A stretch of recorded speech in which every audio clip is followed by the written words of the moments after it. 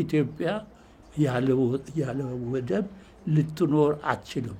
ይሄኛው ደግሞ ያለ ኢትዮጵያ ሊኖር አይችልም ብቻውን ብሎ ሁለቱ በአንድ ላይ ተጣምሮ እንዲኖሩ በዓለም መንግስታት ፈቃድ ውሳኔ በኤርትራ ህዝብ ስምምነት የተፈጠረ ነገር ነው።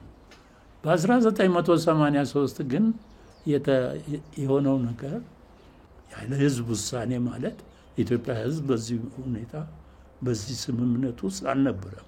ኢትዮጵያ ህዝብ ብቻ አይደለም፣ በኢትዮጵያ በወቅቱ መንግስት አልነበረም። መንግስት አልነበረም ሲል ምን ማለት ነው? ፓርላማ አልነበረም።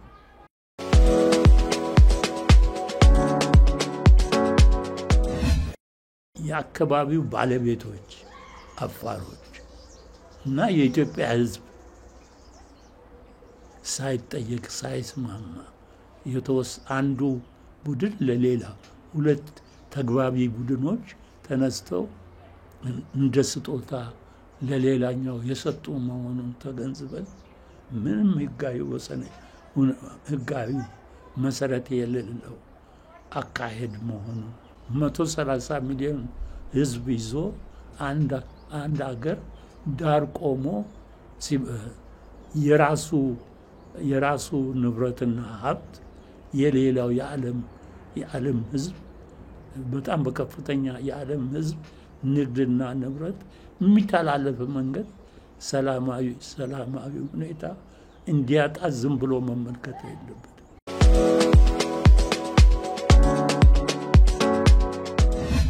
የኢትዮጵያ ምንድነው ወደብ አልባ የሆነችበት ሁኔታ አካሄድ ህጋዊና ትክክለኛ አይደለም የሚለውን ማያዝ ነው። ምክንያቱም በወቅቱ በኢትዮጵያ ውስጥ በህዝብ የተመረጠ ቋሚ መንግስት አልነበረም፣ ፓርላማ አልነበረም፣ መንግስት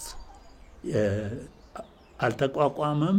ስለዚህ በዚህ ሁኔታ አንድ ሰው ተነስቶ ወይም አንድ ቡድን ተነስቶ ይህንን በኢትዮጵያ ስም ሰጥቻለሁ ቢባል ኢትዮጵያን አይወክልም።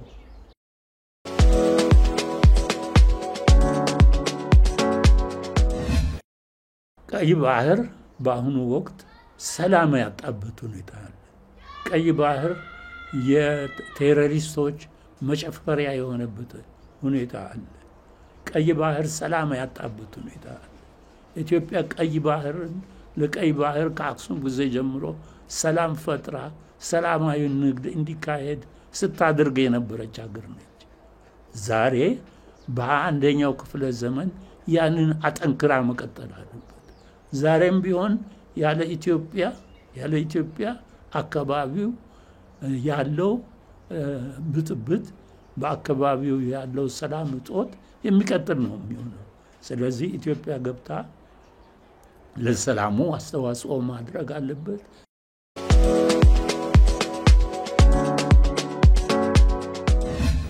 የኢትዮጵያ ጥያቄ ማንም የሚረዳው ነው፣ የሚገነዘበው ነው።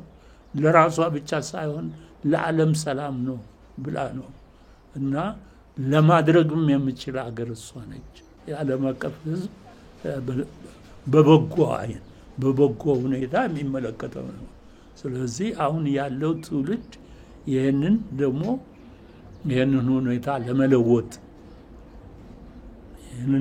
ለመለወጥ አቅምም አለው፣ የህግ ድጋፍም አለው፣ ጠንካራ መንግስትም አለው እና የዓለም አቀፍ ድጋፍም አለው። ስለዚህ ሁኔታው ምቹ ነው እና ይሄ በዚህ ሁኔታ መለወጥ አለበት ብዬ አስባለሁ።